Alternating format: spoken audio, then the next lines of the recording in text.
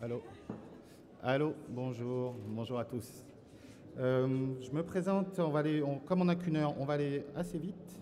Je me présente, je suis Ewen Chardronnet de Makery. Makery est donc un média de culture do-it-yourself, Fab Lab, Maker, Hacker, etc. On suit aussi le festival en live que vous pouvez trouver sur le site makery.info.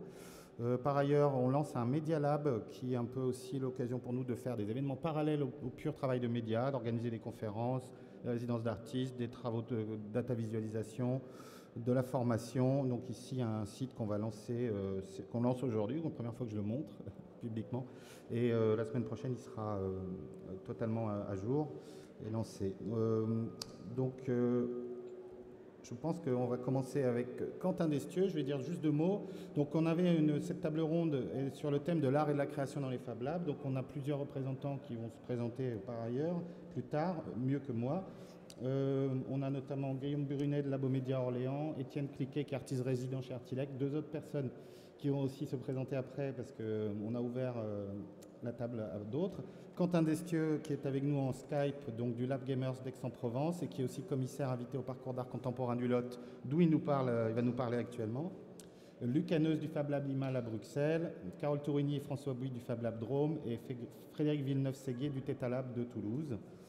Donc l'idée de art et création dans les Fab Labs, c'est aussi parce que les Fab Labs sont des lieux d'apprentissage technique d'artisans d'art et développement de projets artistiques parfois complexes. Donc c'est des lieux tout à fait propices à pouvoir accueillir comme ça des projets qui demandent un peu de concentration et d'expérimentation, de prototypes pour construire des objets ou uniques ou des séries et la mutualisation des équipements permet donc à des artistes, des animateurs et des designers d'accéder à du matériel. Donc, avec cette conversation, on voudrait se faire rencontrer donc, les animateurs de Fab Lab à la fois engagés dans l'accueil de création artistique dans leur lieu, comment fonctionne l'accompagnement de ce genre de projet, avec des artistes qui eux-mêmes ont des expériences dans les Fab Labs. Voilà, ils vont par ailleurs profiter pour nous présenter différents projets artistiques et de design qui ont été développés dans les Fab Labs des dernières années.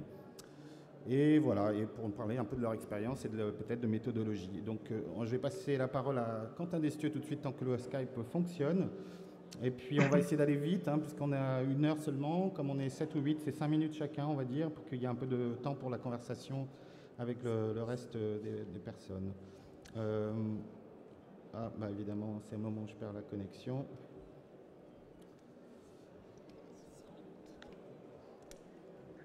Allô Ewan. Ouais, ça, je rappelle.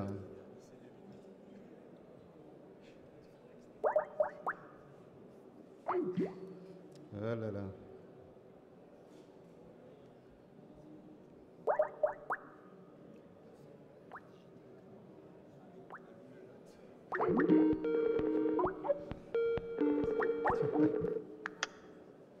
Allô, ça va? Oui. Oui, bonjour à tous. Donc je lance tes images un peu en diaporama, puis comme ça tu vas pouvoir nous en parler. Je te laisse faire. On t'écoute. Donc, bonjour à tous, donc, je suis Quentin Destieux, directeur du Festival Gamers à Aix-en-Provence et du laboratoire Gamers du même nom, qui est un petit laboratoire, pas exactement construit sur les mêmes modalités qu'un Fab Lab, puisqu'il est essentiellement destiné à de la création artistique et à l'accueil de projets pédagogiques. Donc chaque année, on accueille entre 5 et 10 artistes en résidence sur certains projets et qui sont par la suite présentés lors du festival, qui nous sert un petit peu de vitrine de tout ce qui se crée dans ce laboratoire à l'année. Donc là, aujourd'hui, je vais vous présenter quelques-unes de mes créations rapidement. Peut-être commencer par vous dire ce qui nous intéresse au niveau de ce lieu ressource. Donc, on a essayé de mettre en place une espèce de lieu ressource qui nous permet en fait de pratiquer le numérique, donc d'essayer de descendre un petit peu dans les couches de ces outils afin de les transformer réellement en outils d'écriture. Tous les artistes qui sont accueillis, par exemple, dans le laboratoire, ne viennent pas forcément des pratiques numériques et on considère que c'est un accès aujourd'hui assez indispensable afin de comprendre les enjeux de ce développement numérique et des transformations de la société qu'il amène. Euh, Peut-être on peut... Je sais pas quelles images tu es en train de diffuser, Wen, Bah, excuse-moi. donne-moi l'image que tu voudrais que je... Quel projet je vais trouver. Peut-être que là, on peut mettre quelques images en vrac des derniers boulots. Mais donc, on s'est intéressé en fait à on s'est beaucoup intéressé à ces histoires d'archéologie des médias avec des théoriciens comme Friedrich Kittler, comme Yossi Parikia, qui pensent que la machine produit en fait une certaine forme d'écriture et qu'il faut petit à petit descendre de plus bas dans ces couches afin de ne pas être victime en fait de l'écriture de la machine et pouvoir en fait trouver à nouveau du sens.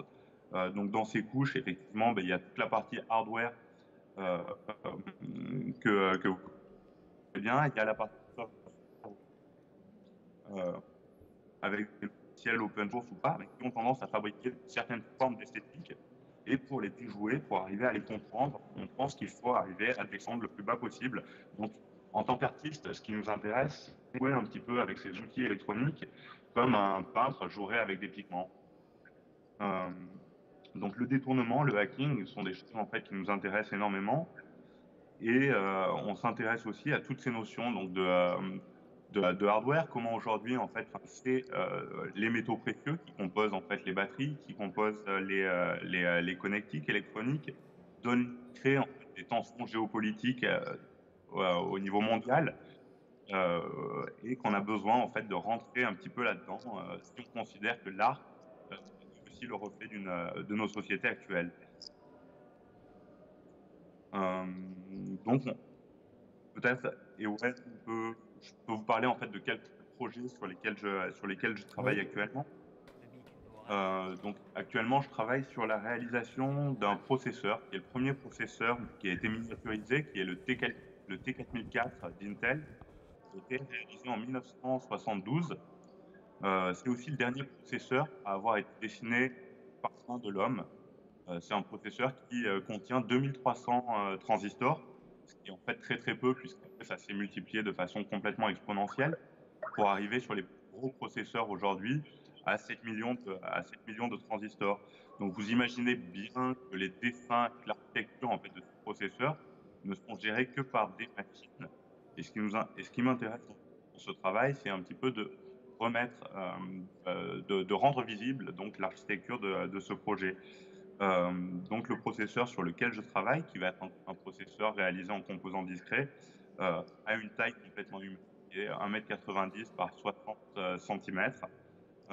Et tout l'enjeu, donc je travaillais avec différents ingénieurs, différents artistes chercheurs aussi, dans dans l'espoir en fait de décrypter un petit peu cette architecture et de pouvoir la révéler de façon artistique comme comme une espèce d'architecture que la machine nous aurait volée.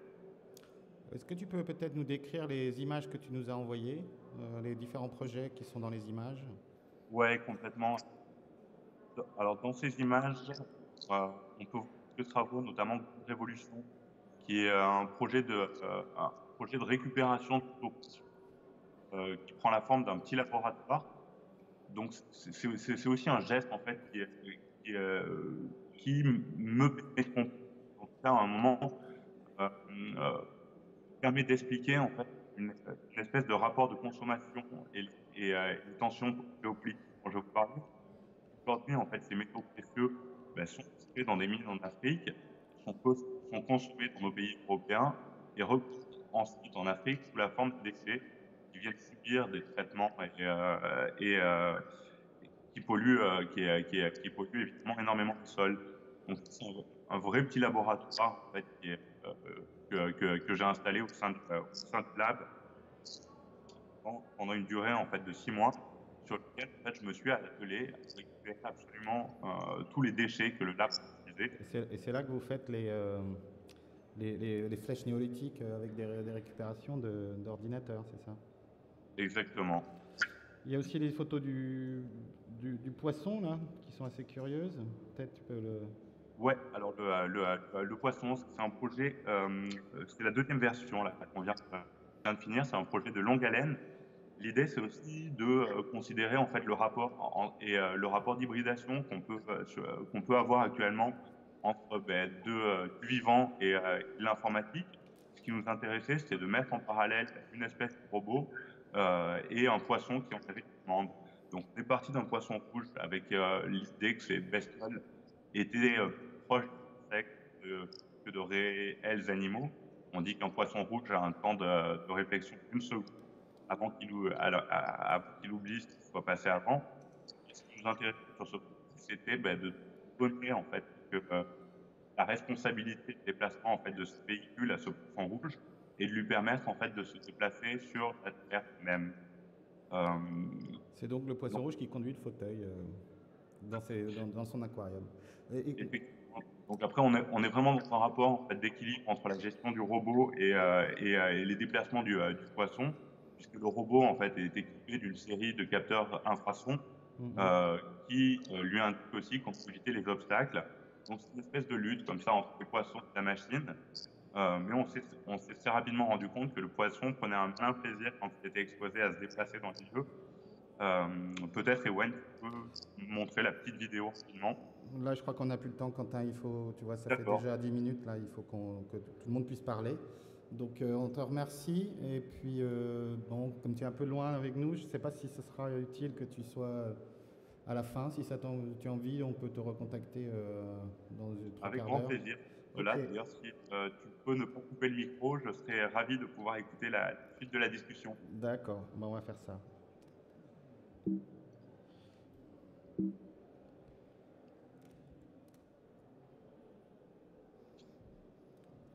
Peut-être je vais passer la parole à quelqu'un qui peut prendre le micro. Je veux que tu me regardes. Alors, Guillaume Brunet de Labomédia, peut-être tu peux prendre la suite. Oui, donc bonjour. Donc je suis Guillaume du Labomédia, un genre de consortium associatif international basé à Orléans. Donc il doit y avoir un genre de PDF truc. Qui s'appelle ton dossier Fab, je sais plus quoi, 17 là. Voilà. Voilà. PDF. Et un PDF, ouais. Celui-là. Ouais. Très bien, allons-y. Faut passer à la suivante. Ah oui. Donc oui, voilà. Donc Labomédia, qu'est-ce que c'est un peu donc on a plusieurs activités, parce qu'on n'est pas vraiment un Fab Lab, et on n'aime pas trop se le dire non plus. On a des activités qui tournent plutôt autour de la culture et des usages du numérique. On fait du développement, de l'hébergement web. On a un portail d'art contemporain en région centre. On a pas mal d'activités de formation professionnelle ou non. Et on a un Fab Lab qui s'appelle l'Atelier du Coin, qui est plutôt donc un outil pour faire des choses. Voilà. Il y a un petit truc, qu'est-ce que je voulais dire voilà, on utilise beaucoup, voire exclusivement des logiciels libres, et on est dans des grandes réflexions autour des licences aussi libres. Et donc, toutes les machines qu'on a à l'atelier marchent aussi avec des logiciels libres, ce qui implique une petite baisse de productivité par rapport à d'autres machines que vous pouvez voir ici, par exemple, qui sont bien réglées, qui marchent toujours, et voilà. Donc nous, on ne propose pas aux gens de produire des choses parce qu'on ne peut pas leur assurer que ça peut marcher. Et l'idée, c'est de travailler avec nous sur faire des retours sur les logiciels et ce genre de choses. Après, on fonctionne au niveau financement, on a des aides à l'emploi et on travaille surtout avec des appels à projets d'envergure plus ou moins grande. Voilà. Et nous, vous avez pu remarquer peut-être... Ah non, faut pas le faire en slide, tu gâches tout le plaisir du futur. Ah oui. Merde. Écoute, comme on a un temps court, ou alors tu me donnes... Ah oui, je te donne le top. Une fois que c'est parti, c'est parti. Hein. On va revenir au début alors. Oui, s'il te plaît. Là ? Un petit peu avant, je voulais faire une blague. Là ? Voilà. Donc, et vu que là c'est marqué là, Labomédia, et donc on est aussi en train de faire les démarches administratives pour changer de genre. Voilà, pour passer de Labomédia à la Labomédia. Voilà, c'était ma blague. Maintenant, donc on peut faire du... ça c'est un petit peu le plan, donc je sais plus ce que j'ai mis, recherche... Ah non, oui, recherche et développement, ce genre de choses. Donc on travaille beaucoup avec des matériaux usagés, des choses comme ça, donc on est plutôt à la pointe de la technologie, mais d'il y a 7 ou 8 ans. Donc on essaye de vivre avec et ça se passe plutôt bien. Au niveau de la création et de l'art, donc j'ai fait un peu plusieurs petites boîtes. Donc il y a des bricoles techniques à ambition spectaculaire, qui doit être la chose de l'après. Tu peux passer. Donc on travaille avec c'est surtout des commandes. Donc c'est pas des choses qu'on fait nous-mêmes, enfin ça vient pas de nous. Voilà, par exemple, on avait fait une petite modification d'une lyre pour mettre des LED RGB pour la dernière tournée de Medicine Tia. Ensuite, on a aussi travaillé sur une nettoyeuse qui s'appelle Robinette pour un spectacle qui s'appelle Corinne Dada de la compagnie Zirlib. Donc l'idée c'était d'automatiser le déplacement de la laveuse, de l'auto-laveuse sur scène. Voilà. On a aussi fait des trucs qui ne marchaient pas, donc il y a l'électricité sans fil. Ça, c'est aussi une compagnie qui nous demandait de faire des choses. Les danseurs voulaient pouvoir prendre des lampes électriques et danser avec sur une bonne partie de la scène.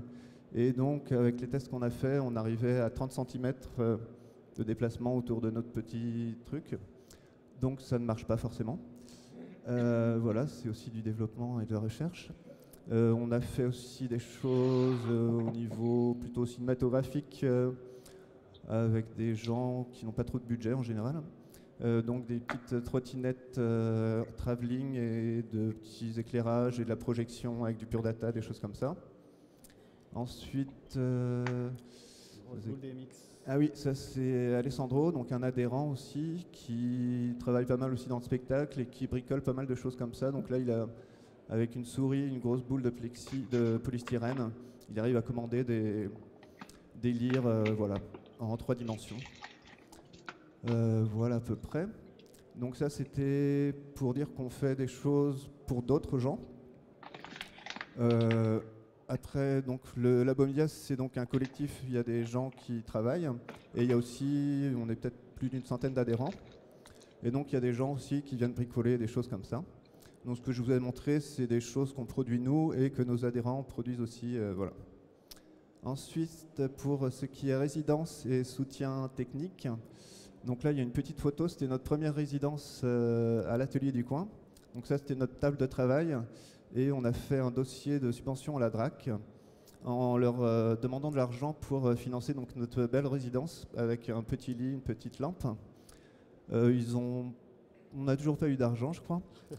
Mais voilà, on essaye d'accueillir des gens le plus qu'on peut, mais avec des financements un peu précaires en général. Donc quelquefois on arrive à accueillir des gens. Donc on a accueilli Cécile et Jacques pour Conversation au fil de l'eau. Donc ils ont passé une semaine à l'atelier. On a pu les héberger, les nourrir, voilà, c'est bien passé. Après on a aussi d'autres... choses en cours, donc avec Makery aussi, autour du projet EcoPen, qui est un projet d'échographie open source. Donc on a passé un petit week-end à essayer de monter un prototype de cette échographe, voilà, avec les gens d'EcoPen, enfin avec Jérôme, et donc avec Chun-Li et d'autres gens pour essayer de préparer une performance qui aura lieu dans un futur proche normalement.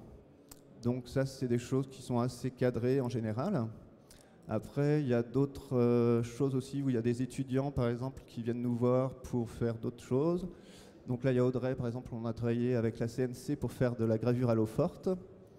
Ensuite, il y a Julien qui est passé chez nous aussi pour faire des typos, pour faire une série d'affiches pour une exposition. Ça, c'est Anton qui bricole des choses un peu sonores, voilà. On a gravé, découpé des petits bouts de bois. Ça, c'est encore Alessandro qui a bricolé des machines, parce qu'on est aussi, l'espace où on est, c'est le 108, c'est un gros pôle associatif, en gros, avec plein de salles. Donc il y a des salles qui servent souvent à rien. Donc nous, on invite des gens aussi à les occuper. Donc c'est pour ça que c'est aussi un petit cadre de résidence, mais là, on n'a pas forcément de subvention ni d'argent pour les accueillir, mais au moins, on peut leur donner un espace. Donc là, c'est d'autres gens aussi, Émilie et Quentin, qui sont venus s'installer pour répéter une pièce en multiphonie, avec de la danse, des choses comme ça. Ensuite, nous produisons aussi des œuvres d'art majeur, bien sûr, dont la première que je vais vous montrer est WikiKRC, qui est un piano qui retransmet en direct le flux du Wikipédia francophone, qui était dernièrement à la Biennale de Saint-Étienne de design, et il a bougé un petit peu. Donc ça, c'est des choses qu'on produit nous-mêmes sur nos fonds. Il y a d'autres œuvres majeures comme la Vedette, qui est donc une guitare avec un moteur de machine à laver et un programmateur. Voilà, qui fait du bruit de temps en temps.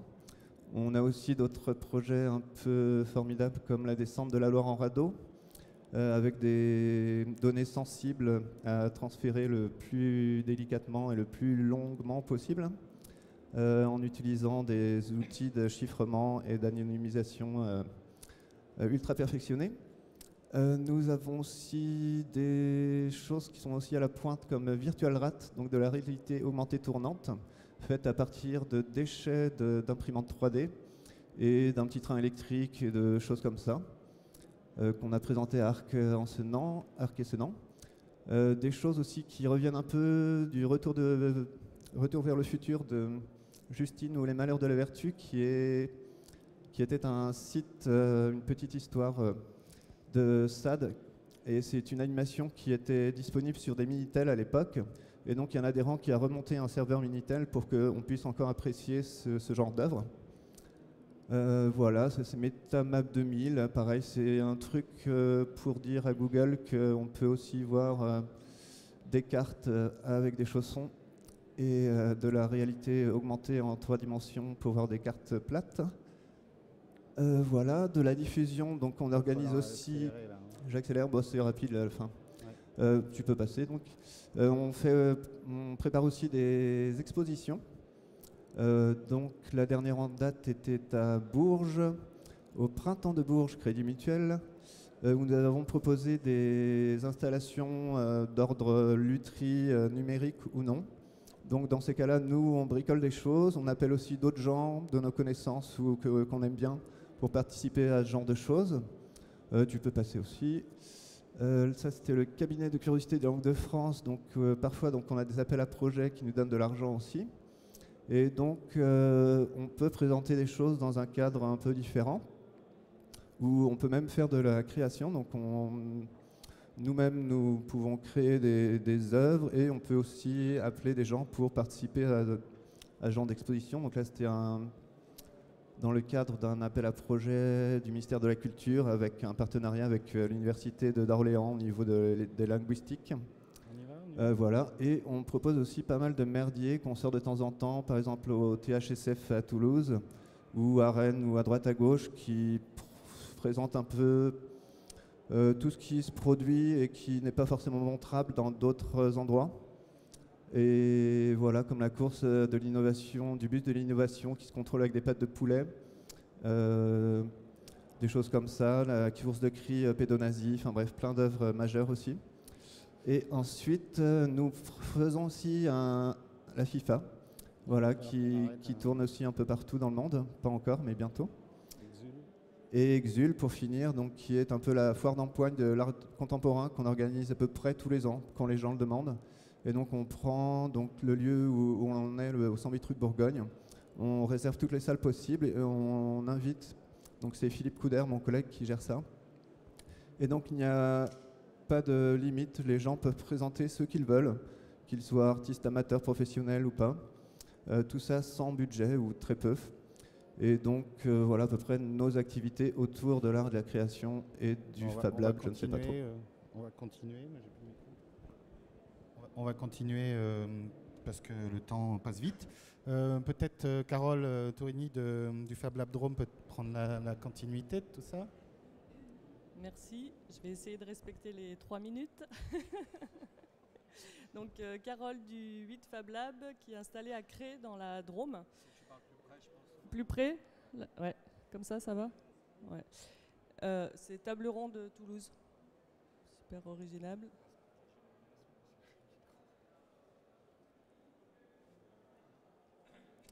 Non, ouais, c'est ça. Voilà. Donc, comment on aborde la question de l'art et de la création au 8 Fab Lab de Cré. Donc, on va attendre le... Ça c'est Bruxelles, hein, c'est Imal. Ah, c'est pas Oui, tout à l'heure, c'était passé sur Imal, mais c'est bon. Donc, on peut passer là directement, la première. Donc, on accueille, nous aussi, tu peux passer directement, on va passer vite les deux premières. On accueille beaucoup de designers, d'artisans des métiers d'art qui viennent réaliser des protos ou de la petite série chez nous. Également des artistes de domaines très très variés, photographes, graveurs, sculpteurs, qui viennent aussi au Fab Lab comme un artisan en fait réaliser leurs pièces pour des expos ou faire un peu de recherche. On accueille des résidences d'artistes, donc là c'est un peu plus intéressant je dirais dans le sens où les artistes qu'on accueille en résidence viennent parce qu'ils n'ont pas toutes les compétences pour réaliser leurs projets et donc ça nécessite qu'on invite des professionnels ou d'autres usagers pour les aider à réaliser leurs projets et en particulier sur le projet Brut Pop qui était un projet de conception et de création d'instruments de musique pour personnes handicapées. On a fait 3 résidences, dont une d'une semaine où il y a une quinzaine d'usagers, ingénieurs, acousticiens, électroniciens, concepteurs, designers qui sont venus aider bénévolement pendant une semaine pour travailler sur la conception de ces instruments de musique. Voilà, mais ce qui nous intéresse, et c'est surtout ça que je voulais aborder, ce qui nous intéresse, nous, c'est comment l'art et la création, en fait, peuvent constituer des vecteurs d'innovation au sein du Fab Lab. Donc je vais donner un exemple en racontant... Alors non, là on va rester un peu, un peu plus longtemps, ouais, reviens. Celle d'avant, ouais. Voilà. C'est la fonderie Barthélemy-Art qui est... Donc nous on est une société coopérative, donc la fonderie est une société... qui est sociétaire de notre SKIC, mais en fréquentant le Fab Lab au démarrage et en se formant sur les petites imprimantes, le gérant a eu l'idée en fait de mettre en place un service d'agrandissement de sculpture en utilisant l'impression 3D. Voilà, alors je vais faire l'histoire rapidement parce qu'elle a été assez longue, mais ils ont eu du mal à trouver une machine grand format. Et c'est au Fab Lab en fait, qu'ils ont rencontré 2 ingénieurs qui travaillaient sur un projet qui n'avait rien à voir, c'était un projet de vélo couché, et qui ont fabriqué une machine parce qu'ils avaient également besoin de sortir des pièces de grande dimension. Et donc la fonderie a acheté donc à des Dromois la première machine qui sortait du PLA. Donc vous voyez un peu la dimension de la machine, c'est 1,50 m sur à peu près 1 m² au sol. Ils ont commencé donc à imprimer du PLA, ce qui était assez intéressant, mais les sculpteurs en fait avaient le problème qu'ils font l'œuvre au départ d'une dimension souvent assez petite. Et par exemple, il y a une œuvre qui doit être installée devant le parc de la Tête d'Or à Lyon, qui est une girafe grandeur nature avec son girafon.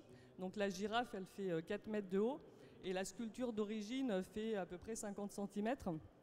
Donc quand on passe à l'agrandissement, en fait, il y a souvent des retouches à faire et il se trouve que le PLA, on n'a pas réussi, en essayant, en faisant plein d'essais, à pouvoir le retoucher d'une façon satisfaisante. Donc ils ont retravaillé sur la machine et aujourd'hui, en fait, avec cette machine de départ, donc là on peut passer à la slide suivante, donc on voit le fameux girafon, ils impriment directement de la cire. Voilà. Donc là, ça fonctionne très très bien. Ils sont à leur 4e machine à la fonderie qui imprime de la cire. Donc ils sont sur une innovation relativement majeure en fait dans le monde de la fonderie.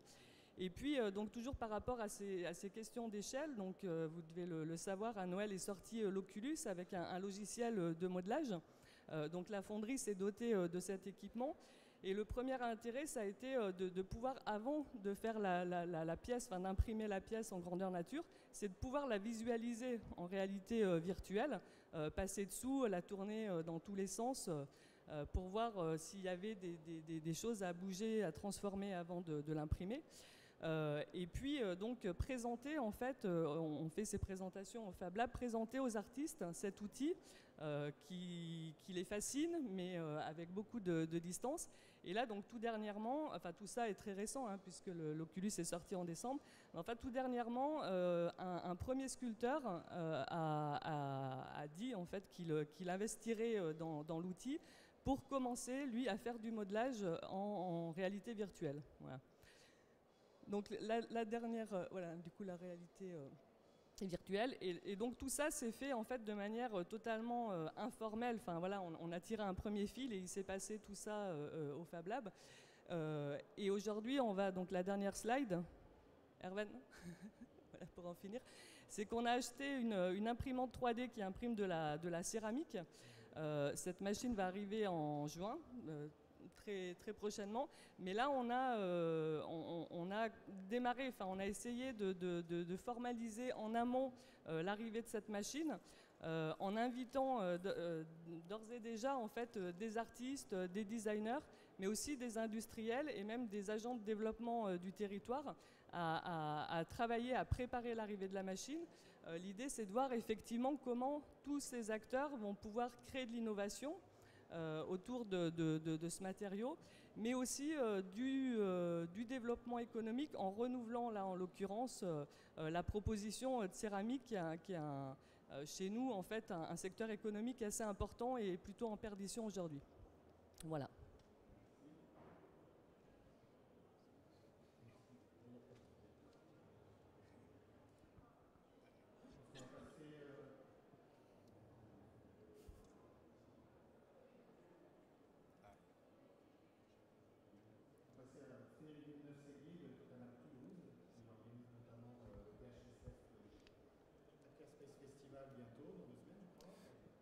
Bonjour, oui, c'est tout à fait. C'est du 25 au 28 mai, donc dans 10 jours, tout à fait, le prochain THSF. Donc bonjour à tous, je m'appelle Frédéric, j'ai été contacté pour participer à la table ronde et je pensais en 5 minutes parler de 2 projets qui avaient l'air de coller avec le sujet et qui sont autour de la thématique de la musique et du hacking.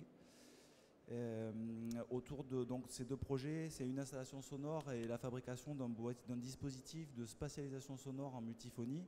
Et donc les 2 projets ont été réalisés avec un artiste plasticien de Mixart Meris, Thomas Bigot, qui est dans la salle juste en face. Et moi-même, Thomas, plasticien polyvalent et très pluridisciplinaire, peintre, musicien, sculpteur, enfin menuisier, électronicien.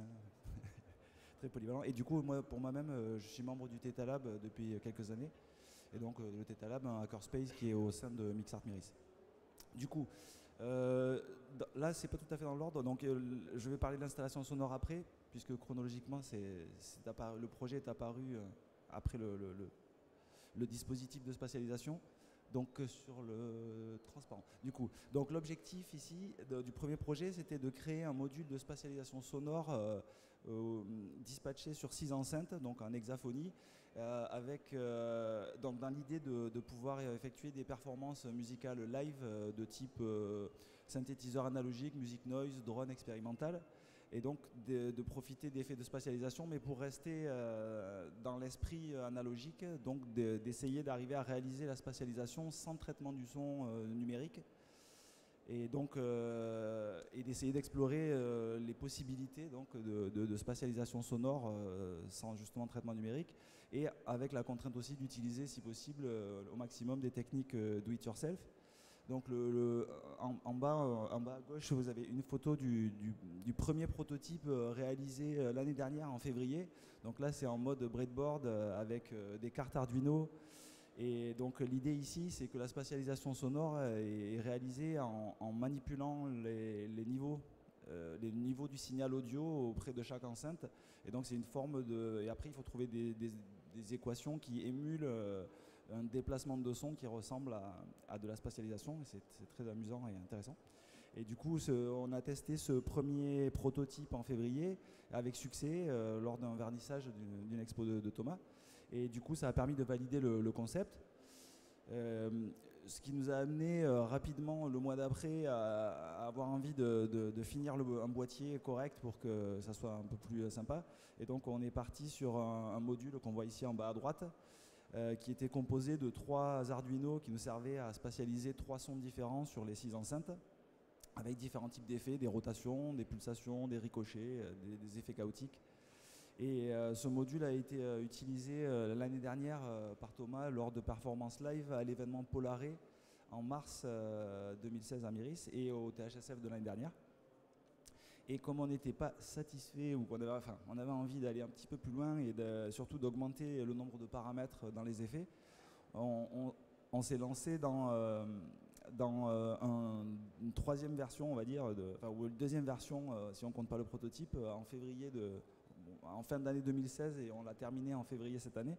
Donc ici, pour ce nouveau module, on a souhaité se passer de carte Arduino pour gagner de l'espace dans le boîtier et pour pouvoir vraiment customiser l'électronique. Et du coup, Thomas a développé une carte conçue exprès qu'on voit sur la photo en bas à gauche.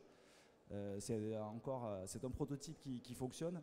Il faudra faire une belle carte un jour, mais en tout cas, le principe de fonctionnement marche très bien. Et du coup, ce module a été utilisé par Thomas lors de l'événement Polaré du début mars 2017.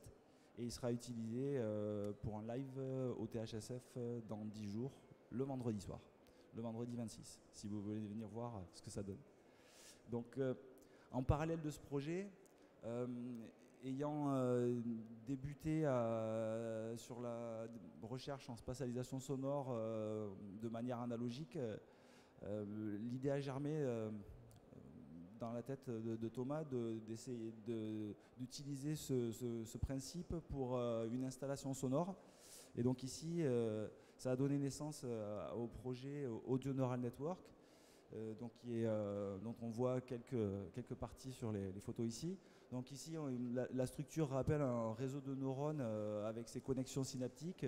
L'installation est composée de plusieurs modules, des générateurs de son, des modules de spatialisation, des enceintes, des amplis, tout un tas de modules avec des fonctions différentes qui sont tous en fait assemblés, que Thomas a assemblés lui-même de manière entièrement DIY dans la construction de A à Z. Et ensuite, sur certains de ces modules, on a greffé des microcontrôleurs, donc les ATmega 328 qui sont sur les Arduino Uno classiques et standards, et afin de pouvoir créer des interactions entre ces différents modules et faire en sorte que le système, l'installation, soit autonome dans son fonctionnement. On la branche et les modules commencent à interagir et du coup génèrent du son à partir de plusieurs paramètres, certains aléatoires, d'autres liés à des capteurs qui sont sur certains modules. Donc oui, sur la page suivante, on voit, tu peux remettre celle-ci.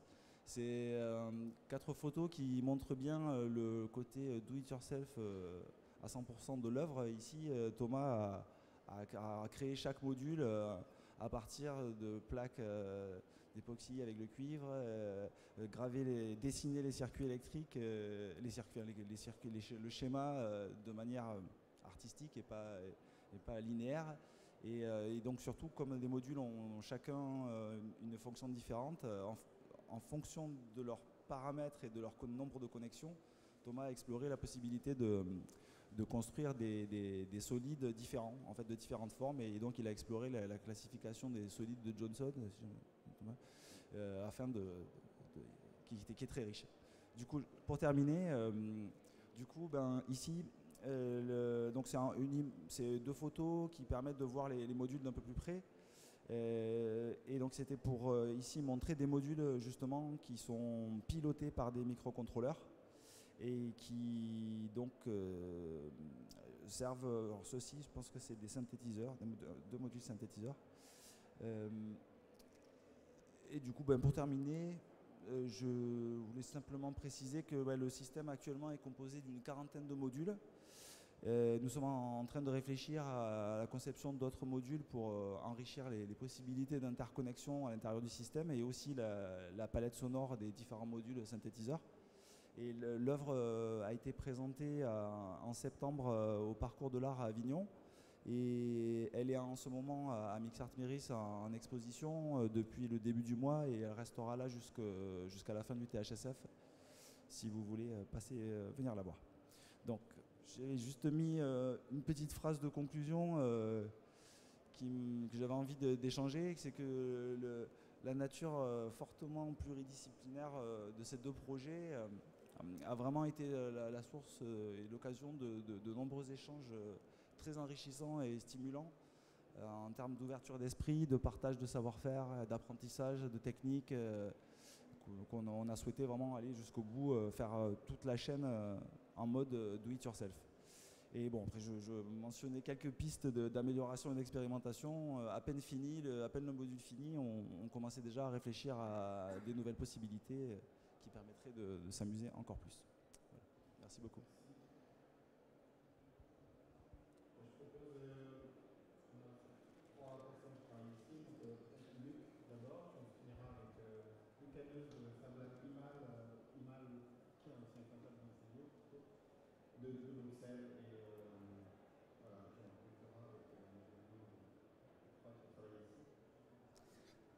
Bonjour, donc je suis Luc Haneuse de IMAL à Bruxelles et plus précisément à Molenbeek.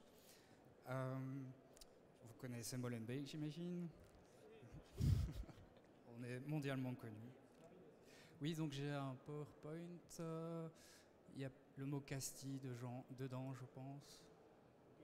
Donc ma présentation va peut-être être un peu différente des autres. Moi, je me suis plus concentré justement sur les liens possibles entre art et Fab Lab. On explore vraiment plusieurs possibilités. Donc on peut peut-être passer à la slide suivante.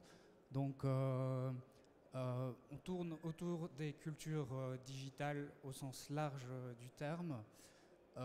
Donc on propose des résidences aux artistes et aux créateurs, des initiations à tous les publics, mais aussi aux artistes qui ne sont pas spécialement dans l'art numérique. On a aussi une série de séminaires destinés aux chercheurs et aux professionnels.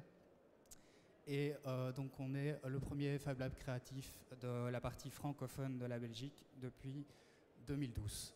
Donc on peut passer au suivant.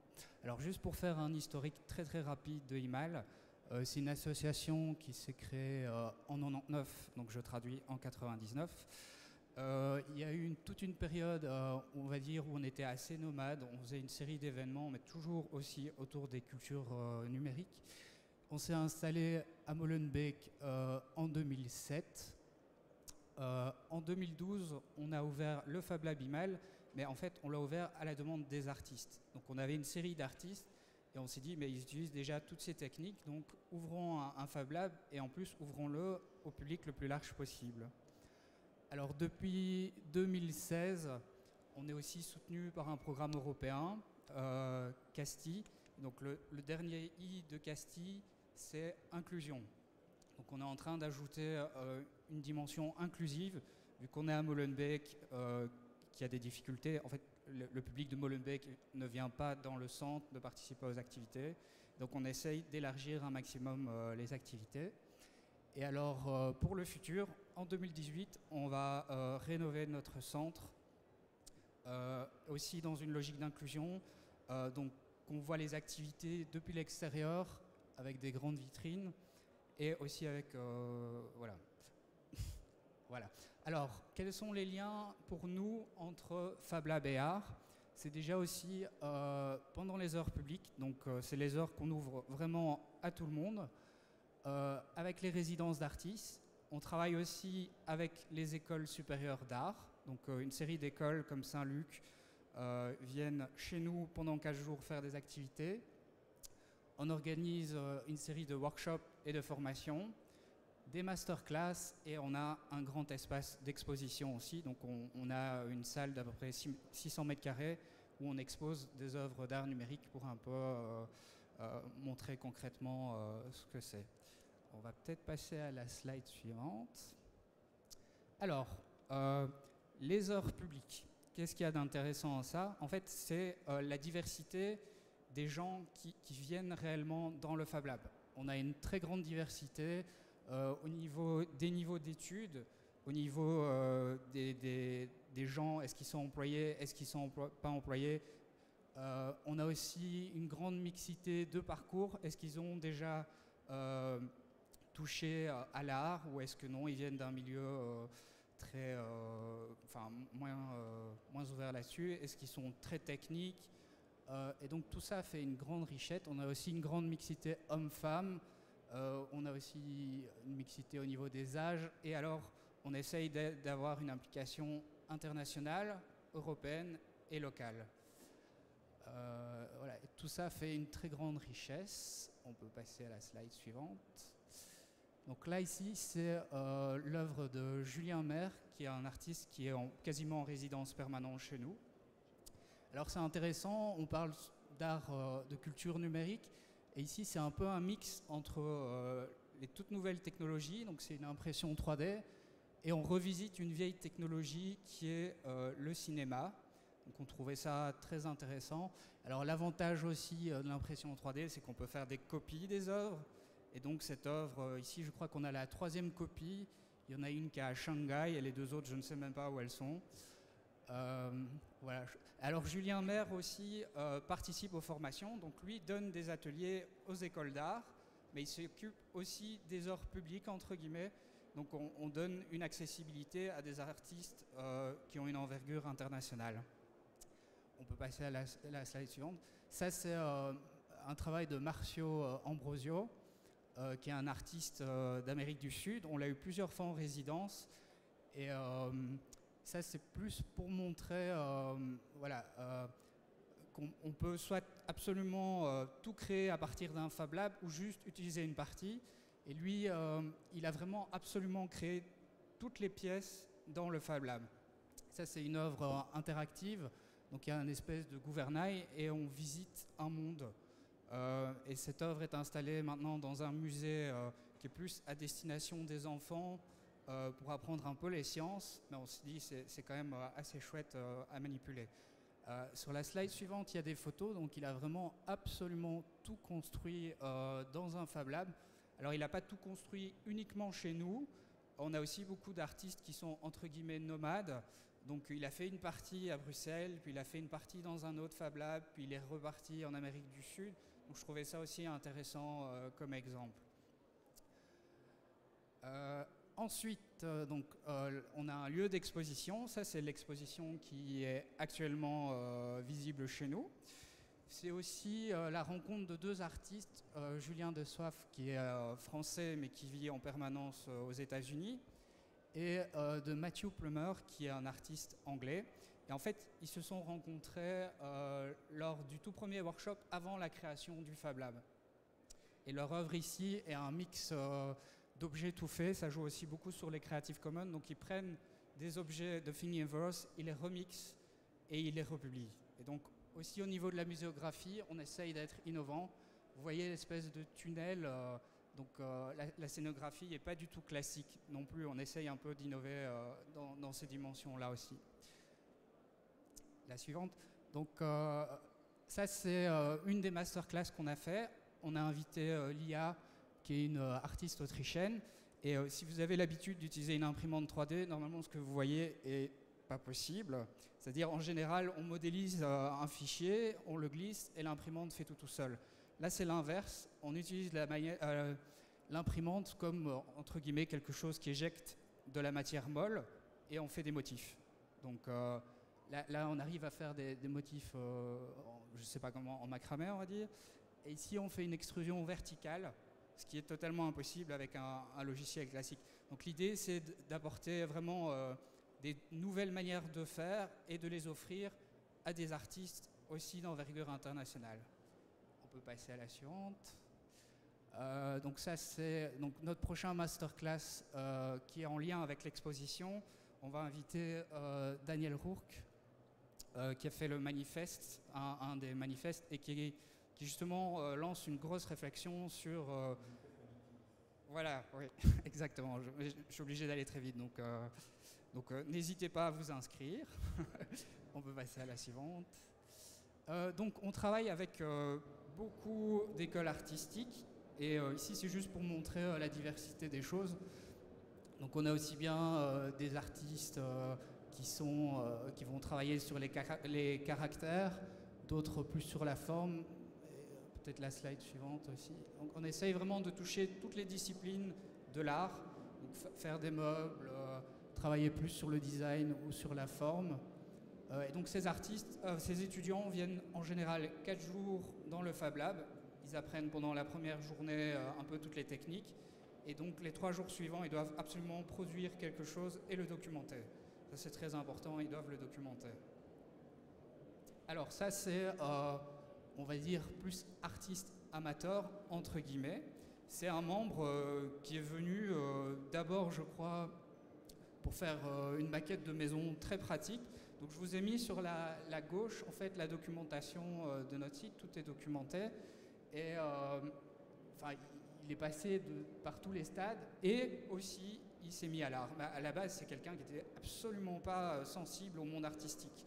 Donc ça, c'est le truc chouette de mixer des gens très différents. Et alors, la partie inclusion qu'on est en train d'ajouter maintenant, c'est ouvrir tout ça à un public le plus large possible, mais que ça soit pour faire des choses, entre guillemets, artistiques, mais aussi les sensibiliser à ce qui existe déjà. Et là, on essaye de partir de leur vécu pour essayer de faire des connexions et les rendre un peu sensibles à ça. Ça, c'était juste pour remontrer le nouvel espace, mais je crois que je vais aller plus vite. Et donc, au niveau de Bruxelles, on est dans une zone extrêmement défavorisée, mais ça va mieux. Donc, on a un nouveau centre d'art qui s'est créé, le MIMA. Nous, on est au milieu. Et il y a le centre Pompidou qui va aussi avoir une antenne à Bruxelles. Donc, voilà, ça marche bien. N'hésitez pas à venir nous visiter. Merci Luc, c'était passionnant. Donc, il nous reste un petit quart d'heure. Donc, je sais pas, peut-être Gilles, tu peux commencer, te présenter. Parce que là, on va aussi avec 3 artistes, et Étienne peut-être prendra la parole, qui travaille aussi avec Artilect. Et puis on pourra, j'espère, ouvrir aux questions, mais on a perdu un peu de temps. Bonjour, donc Gilles Conan, je travaille ici, sur le lieu, par exemple, vu que j'ai un atelier un petit peu plus loin là-bas. Et je vais, au lieu de vous parler de façon générale de mon travail ou des interactions avec le Fab Lab, je vais vous montrer 2 exemples qui sont en fait ici. Donc il y a une œuvre que vous avez au mur qui a été créée il y a 7 ans. La première œuvre en collaboration avec le Fab Lab et qui était sur le Basacle à Toulouse. Et on peut envoyer une vidéo à ce sujet parce que là, alors donc Gilles Conan, puis tu as une vidéo dans le dossier là, je vois pas bien. Rolling. Voilà, rolling. Et on peut baisser le son parce qu'il y a de la musique par moment, donc ça va être fort. Donc ça, c'est une œuvre qui est à 7 ans. Et à droite du podium, vous en avez une autre qui vient d'être produite. Et là, vous la voyez dans son contexte. Donc ces 2 œuvres-là ont un rapport au numérique dans le sens où, et à l'environnement, parce que j'y suis attaché. L'œuvre que vous voyez actuellement, donc Rolling, était installé sur l'EDF Basac qui est un lieu d'exposition à Toulouse, lieu qui a été fermé pour travaux. Donc je leur ai proposé de mettre une spinning wheel, symbole d'attente et de tâche en cours qu'on retrouve sur plein d'éléments numériques, que ce soit du smartphone à l'ordinateur. Et pendant les 2-3 mois d'exposition, de mise en place de l'œuvre, là on a une vidéo où on a l'impression qu'on est en journée, mais on est à la tombée de la nuit. Et cette œuvre tournait de façon générative, semi-aléatoire et travaillait sur les perceptions. Et elle a été mise en place pendant la COP de Copenhague. Et disons qu'il y avait un combat, c'est comment justement les artistes, où certains ont un discours frontal sur certains éléments, parce que sur certains travaux on peut le faire, et dans d'autres contextes, là c'était une commande d'EDF, comment on ne peut pas le faire.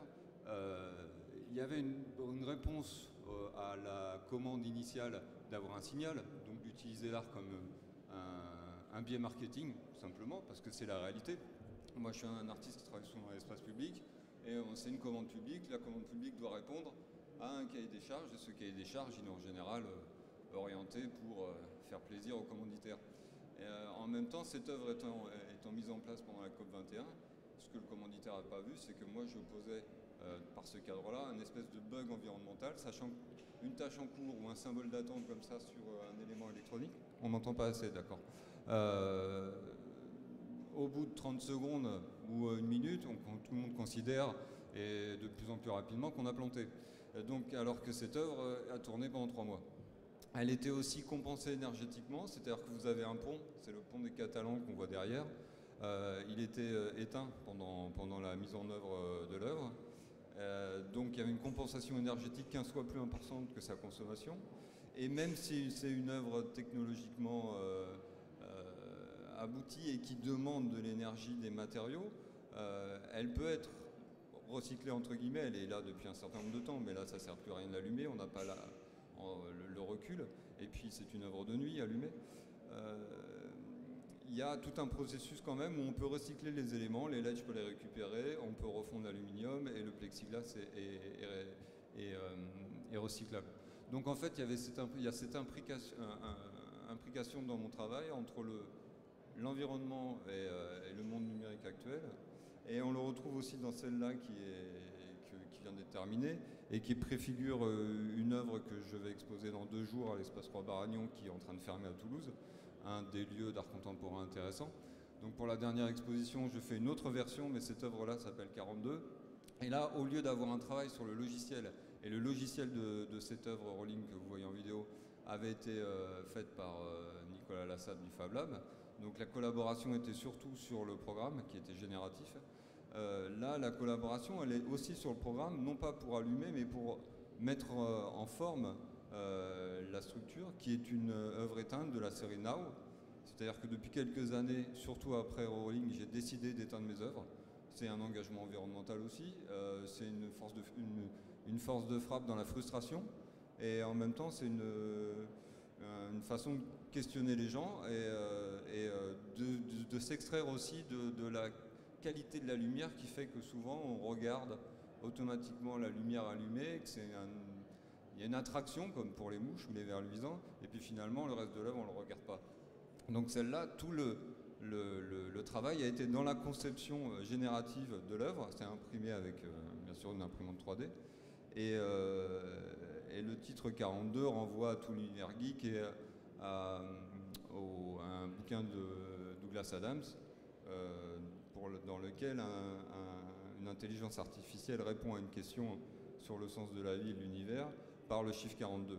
Donc c'est ironique, et en même temps ce qui est absolument important dans cette œuvre, c'est qu'elle est éteinte. Maintenant, Rolling, qui est finalement ici au Fab Lab, posé au mur, et qu'on va bientôt redescendre parce que il est temps, elle est aussi tout le temps allumée. Ça pousse aussi à un autre imaginaire que la lumière qui impose automatiquement des choses plus réelles, même si on passe souvent à côté d'autres choses. Voilà, c'était 2 exemples sur la façon dont je peux travailler avec le Fab Lab ou dans la mode de réflexion, sachant que cette deuxième œuvre-là que vous voyez ici, le programme justement a été fait avec une stagiaire qui est en formation numérique par le biais de relations au Fab Lab, et bien sûr ça a été imprimé, les connecteurs ont été imprimés au Fab Lab. Voilà. J'espère avoir pas fait trop long. Non, ça va. Étienne, ou je ne sais pas le prénom, Étienne peut-être 5 minutes, oui, il nous reste 5-10 minutes, on va dire, hein, 10 minutes. Bon, après, on mord un peu sur la pause déjeuner surtout, donc si... On peut voir l'écran. D'accord. Alors, c'est...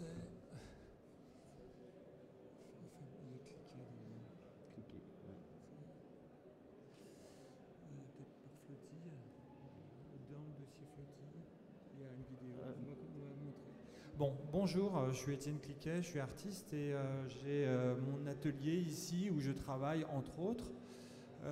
Pour cette rencontre, j'ai pensé présenter 2 projets qui me semblent en lien avec les Fab Labs et qui ont un aspect en commun.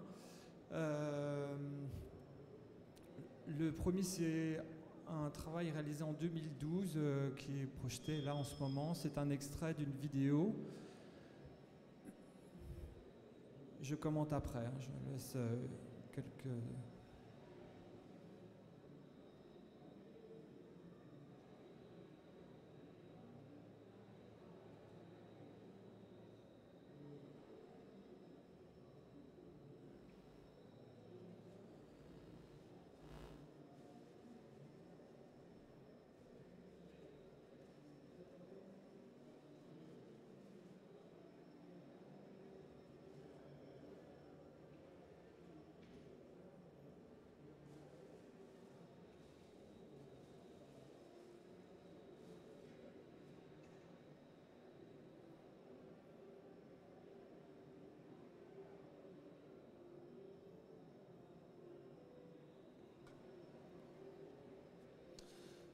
Elle dure environ, on peut la laisser tourner, 20 minutes, et on y voit des micro-pliages qui se développent à la surface de l'eau en utilisant des forces qui sont très fines, minuscules.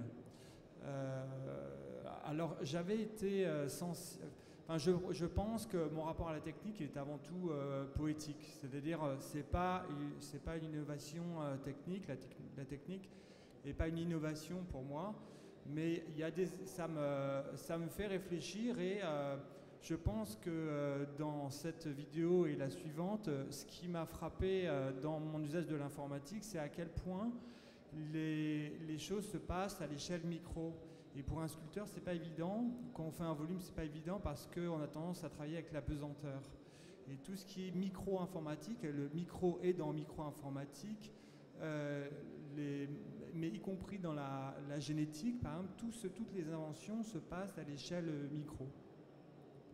Et ça m'intéressait de faire un projet avec ça. Alors c'est filmé en temps réel, c'est des pliages qui mesurent 1 cm maximum et découpés avec des moyens à disposition dans les Fab Labs, mais qui sont très courants, type plotter de découpe ou découpeuse laser. Bon, peu avant d'avoir fait ce travail, j'avais lu un article d'un scientifique qui s'appelle José Bico, et je lui avais envoyé un mail. On avait une conversation parce qu'il avait publié un article qui s'appelait, j'ai oublié le nom de l'article, mais des micro-forces aussi avec du polyuréthane, et ça m'avait beaucoup plu, j'avais trouvé ça très poétique. On peut passer au second projet, réalisé au terme d'une résidence à IMAL, à Bruxelles, à Molenbeek. C'était un projet qui s'appelle Plier, marcher, voler, dont voici un aspect du travail, une vidéo réalisée dans le musée de l'armée de Bruxelles, avec là encore des objets très légers, des planeurs, des micro-planeurs.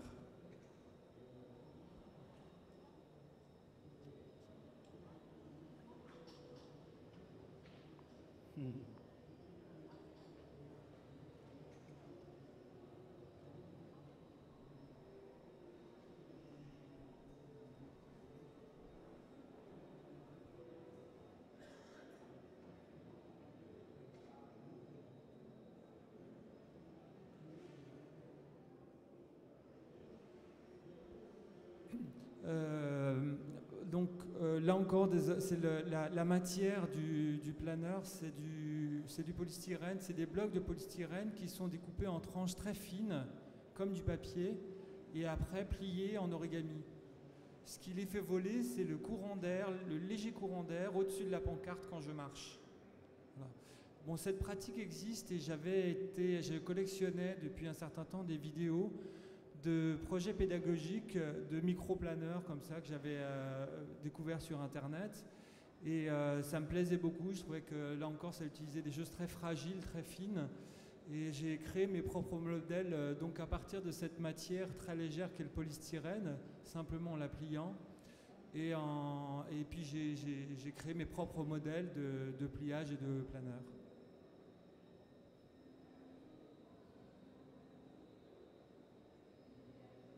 Donc là, c'est filmé dans le musée, de temps en temps avec on voit déambuler dans l'espace.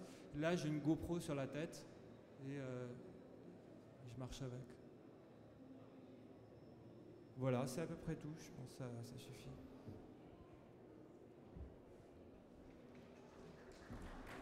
Merci Étienne, c'est très joli.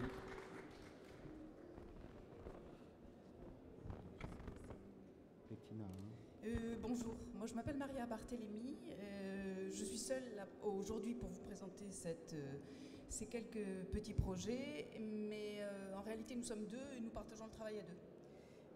Voilà, ce dont nous pourrions parler aujourd'hui très rapidement, parce qu'il doit rester à peine 2 minutes, c'est quelque chose... Prends ton temps, hein. C'est pas parce que tu es la dernière que tu n'as que 2 minutes. Oui, mais après ça nous permettrait de parler, oui. je pourrais intervenir. Donc, effectivement, j'ai travaillé de manière provisoire, longue en même temps avec le Fab Lab d'ici, mais pas que. Et notamment sur un projet qui est extrêmement collaboratif et très participatif qui s'appelle Retina. Nous avons eu besoin des compétences du Fab Lab, certainement, mais aussi de l'industrie. Et donc, ce qui me paraissait intéressant, c'est de voir qu'en nous ouvrant au Fab Lab, nous nous sommes ouverts par là même à quelque chose qui était beaucoup plus vaste et qui est beaucoup plus compliqué à mener en termes de relations, qui était la relation avec le monde industriel. Donc ça, il faudra peut-être en reparler parce que ça me semble être des passages ou des passerelles qui, entre les artistes, le monde industriel, c'est-à-dire le monde privé, et l'intervention des compétences de makers sont des choses qui sont, à mon avis, à creuser et qui sont extrêmement difficiles à mener, je peux vous l'assurer, en termes d'expérience. Donc ce Retina est en fait une idée un petit peu folle qui est de faire en sorte qu'un tissu accepte les flux d'informations et puisse devenir en quelque sorte une sorte d'écran tissé. Pourquoi le tissu? Parce qu'on avait envie de quelque chose qui soit quasiment presque organique, très proche du corps, qui permette par sa fluidité et sa souplesse aussi d'occuper des espaces un petit peu différents. Et voilà. Et nous avons commencé, ça a été un très très long processus qui est passé par tout un tas de prototypes, je vous en passerai la liste, mais nous avons commencé par des tout petits prototypes de 40 par 60 cm qui ont été tissés à l'École des Beaux-Arts à Paris et où à cette époque-là nous n'avons fait intervenir personne dans les Fab Labs. Ce n'est que dans les phases suivantes.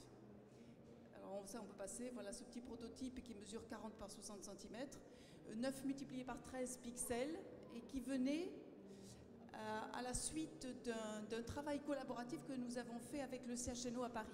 C'est-à-dire toute l'expérience humaine de ces aveugles greffés d'une rétine artificielle et qui voient dans une définition qui est quasiment identique à celle que je manipulais moi en termes de textile.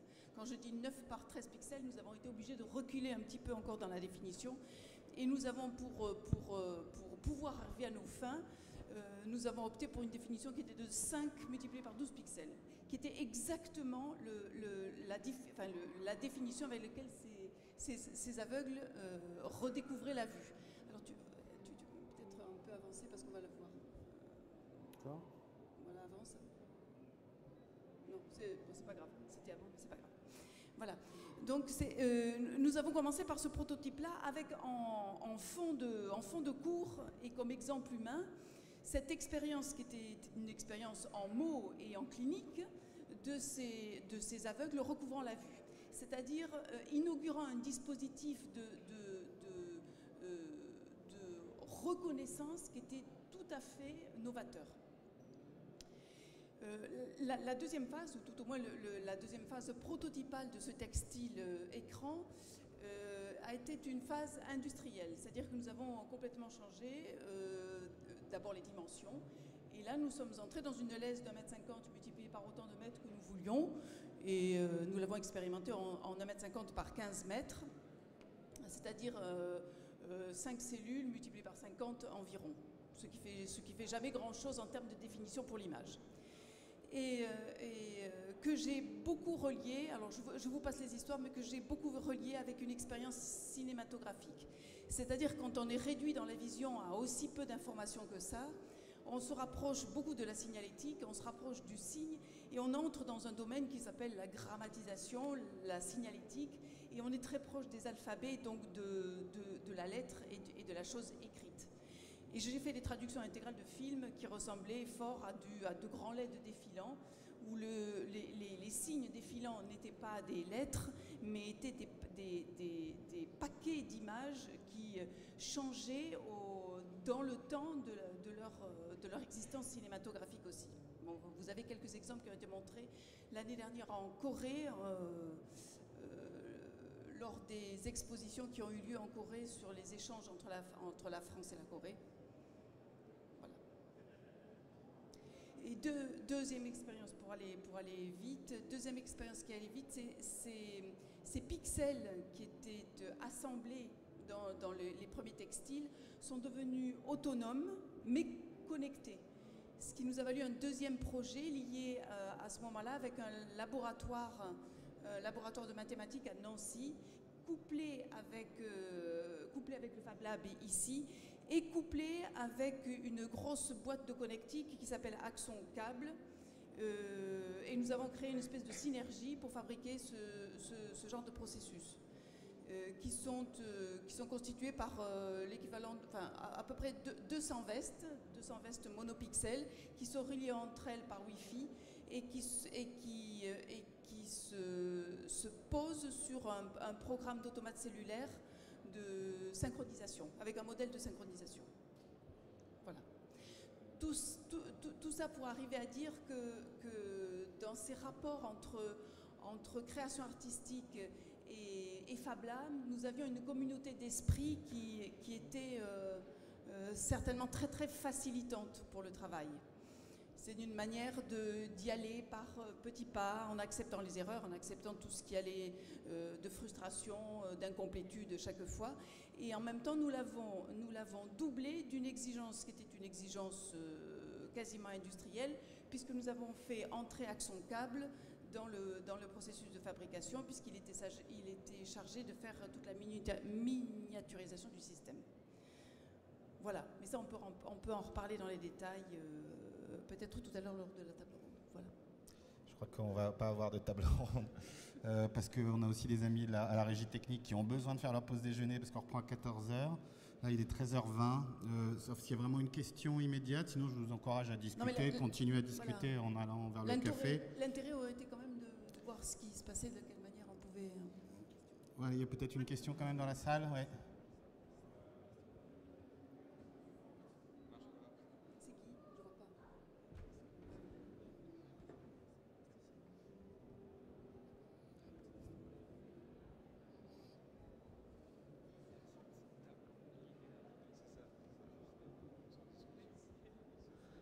Bonjour, alors je trouvais votre travail super intéressant, mais par contre j'avais une question purement pragmatique en fait, parce que vous parlez des liens avec l'industrie, et du coup, en fait, en tant qu'artiste, comment vous avez fait pour débloquer des fonds pour bosser avec des industries? Mécénat, 100%, je vous rassure. D'accord, avec la défiscalisation pour eux? Non. Nous avons tenté ça l'année dernière, mais Bouygues et L'Oréal ont disparu de l'association des mécènes liée à l'Institut français. Donc on s'est retrouvé avec d'abord un trou de quasiment 200 000 € qu'il a fallu combler par un mécénat actif qui n'a pas été du tout déduit de leurs impôts. D'accord. De l'équivalent de 90 000 €. Ah ouais. Je parle rien que de cette opération-là. Ok, et après je me demandais aussi, le projet sur les vestes, c'est fait pour être après commercialisé et... Alors c'est rigolo parce que la personne qui travaille, Franck Jubin, qui travaille avec nous et qui participe donc à cette recherche-là sur ce projet des vestes et des textiles, a décidé d'en prendre une et de voir s'il ne pouvait pas la commercialiser en sac. Alors il y va comme il peut et comme il sait le faire, mais si vous voulez, moi je me déconnecte, il peut utiliser tout le matériel avec lequel nous avons travaillé ensemble, en faire l'usage qu'il veut, mais si vous voulez, c'est tellement séparé de la rigidité avec laquelle je mène les projets, enfin nos projets artistiques, que c'est vraiment deux mondes qui pour l'instant ne se croisent pas. Mais en fait, il a toutes les autorisations, il a tous les programmes, il a tout ce dont il a besoin. Le copyleft est total, si vous voulez, mais c'est pas, il y a une véritable différenciation entre les opérations. Mais du coup, ça a été pensé plutôt comme une installation, du coup, disposée comme on les... Alors, ce sont une installation, les vestes peuvent être portées, elles sont sur batterie, mais elles peuvent fonctionner une fois qu'elles sont déposées, elles fonctionnent sur secteur. Voilà. Est-ce qu'il y a une autre question? Essayez de faire rapide. Très rapide, bonjour. Yannick Vernet, moi je travaille dans une école d'art, je m'occupe des projets numériques dans une école d'art, l'école de la photo à Arles. Et pour moi, c'est une vraie problématique de voir quels usages, en tant qu'artiste, on peut avoir d'un Fab Lab pour ne pas l'utiliser comme un simple labo, comme on peut avoir dans les écoles d'art ou dans les universités, mais vraiment utiliser pleinement le potentiel de cette richesse humaine qu'il y a dans les Fab Labs, pour ne pas simplement les utiliser comme des endroits de production, mais vraiment de fertilité, d'idées, etc. Et dans les projets que je vois là, il y a souvent l'utilisation d'un lieu, l'utilisation de compétences en collaboration avec d'autres. Mais est-ce que vous avez des idées, ou en tout cas des projets sur lesquels vous auriez bossé avec le public des Fab Labs, mais en tant que coproducteur de cette œuvre? Pour moi, c'est intéressant, ça pose deux questions. La nature de l'œuvre et le statut de l'artiste lorsqu'on se retrouve à travailler avec des gens qui n'ont pas vocation à être artistes dans le cadre de la production d'un travail dans un Fab Lab. Alors, qui est l'artiste et surtout, voilà, quelle est la nature de cet artiste, l'artiste et la nature du boulot sur, voilà, est-ce que c'est l'idée initiale qui a été mise en œuvre dans ce lieu, ou est-ce que au fur et à mesure du déroulement et de la production, l'idée a changé et on se retrouve sur un truc qui n'a plus rien à voir avec l'idée initiale. Alors, je peux juste donner une micro-réponse et puis je laisserai peut-être la parole. Il doit y avoir d'autres réponses différentes. Mais je dirais que ça, c'est une expérience dont je n'ai pas eu du tout le temps de parler, mais la nature vraiment de la coopération est très instructive. Elle est instructive pour toutes les parties. Elle est instructive pour les artistes parce que moi, je ne peux jamais arriver avec un projet qui est un projet fini en disant « j'ai besoin d'aide parce que je veux ça ». Alors déjà ça, c'est même pas la peine d'entrer dans ce système de coopération ou d'échange. Parce qu'il faut entrer à petits pas avec, effectivement j'ai des idées, mais ces idées peuvent être balayées du jour au lendemain pour des histoires de faisabilité, du présent technique qui n'est peut-être pas le mien. Mon présent technique est un présent d'imagination, c'est pas du tout un présent de manipulation, d'inventivité de la personne que j'aurai en face, et ça c'est un vrai dialogue. Donc je me retire, c'est vraiment un travail où on retire plein de billes qui sont des billes affirmatives et et qui remettent certainement en question énormément ce statut un petit peu égotique de l'artiste, ça c'est sûr. C'est une très belle expérience en ce sens-là, et surtout qu'elle est une expérience qui ouvre, quand elle ouvre une porte, eh bien, elle en ouvre énormément d'autres. Et ça on pourrait les définir, et voilà. Le tout est que ça circule vraiment, ça. Peut-être, je ne sais pas ceux qui ont parlé au début, ou tiens, Luc a quelque chose à dire, à répondre là-dessus. Alors, moi j'ai une réponse très concrète en fait. On travaille avec la Cambre, qui est aussi une école d'art supérieur. Et donc on avait cette école qui venait depuis, je crois, 5 ans. Donc comme j'expliquais, à chaque fois 15 jours. Et la Cambre a mis en place un Fab Lab chez eux. Mais ça n'a pas marché. Enfin, les étudiants venaient chez nous. Moi, j'étais un peu gêné, j'ai dû discuter avec la femme manager. Je lui ai dit non, on ne fait rien. Venez suivre aussi les workshops. Et je pense qu'en fait, dans certaines écoles d'art, le cadre institutionnel est extrêmement bloquant. Et donc, en fait, à la Cambre, les professeurs et les étudiants voyaient ça vraiment comme le service de copie. Donc, elle n'a jamais réussi, en tout cas pour le moment, à faire avancer la chose. En sortant du cadre de l'école, déjà nous on casse absolument toutes les règles au niveau relationnel. On m'appelle pas monsieur, enfin bon, et l'idée c'est vraiment aussi d'apprendre et que chacun amène sa connaissance. On travaille vraiment par communauté, c'est vraiment le mot-clé en fait avec Fab Lab, c'est communauté. Et ça c'est peut-être plus difficile à mettre en place dans une œuvre. Puis il y avait une deuxième question, mais je ne sais plus très bien. À qui est l'auteur de l'œuvre ? Ça dépend beaucoup de la mise en place. Il y a aussi des œuvres collectives. Et si c'est purement au niveau droit, nous, on ne demande pas de place là-dedans, quoi, juste à être cité. Voilà. Peut-être... J'aurais bien revenu sur la petite expérience que j'ai présentée tout à l'heure. Donc de collaboration avec un artiste, plasticien, musicien, expérimentateur, et donc moi-même un membre d'un hackerspace, qui n'est pas tout à fait un Fab Lab, notamment pour, en fait, je pense que les questions que vous venez de soulever commencent à aller vers cet endroit-là. C'est-à-dire dans un hackerspace, on part du principe que la culture do it yourself est cruciale, non seulement pour faire ce qu'on veut, mais aussi pour développer son cerveau, apprendre des choses. Et donc du coup, à un certain moment, est-ce que l'artiste vient faire une commande ou est-ce qu'il vient participer et ce qui se passe en tout cas pour le projet que j'ai exposé tout à l'heure, pour le coup, c'est une véritable collaboration c'est parti de plusieurs idées dans la tête de Thomas, l'artiste en question. Et en fait, la collaboration, les discussions, le temps passé ensemble, le temps passé à regarder les techniques qu'il allait falloir aborder, et des fois, parfois, même pour lui, du coup, devoir lire des documentations ou des choses comme ça, c'est quelque chose qui nous a poussé vers le haut tous les deux, en fait, en termes d'électronique, de conception, de construction. et qui n'aurait pas pu se passer si à un moment il y avait eu un rapport vraiment de commande ou de ça c'est mon domaine, ça c'est le tien, tu te débrouilles, je me débrouille. En tout cas, c'est clairement pas quelque chose que moi j'aurais souhaité en tant que pas du tout artiste. Et il me semble que c'était aussi la volonté de l'artiste en question de vraiment rentrer dans le concept et de devoir dépasser ses propres limites, et apprendre, du coup, pas juste voir, et apprendre tout un tas de techniques et de concepts en parallèle. Et pour le coup, voilà, c'est une collaboration artiste-hackerspace, et au sein de hackerspace, il est hors de question d'avoir affaire à des consommateurs qui viennent et qui je veux ça, tu me le donnes et après je fais ça. C'est pas du tout le principe, et du coup ça permet aussi de rencontrer des gens qui sont prêts justement à faire des grands écarts, même quand ça fait mal parce qu'on n'est pas assez souple, mais qui les font quand même, et ça amène vraiment des moments très enrichissants. Et voilà, c'était le retour par rapport à la question. On va devoir s'arrêter, il est 13h30 et il y a une autre table ronde qui commence dans une demi-heure, le temps qu'on clignote, qu'on prépare la salle. Je vous remercie beaucoup. Vous pouvez continuer à discuter avec nos amis au café ou au déjeuner.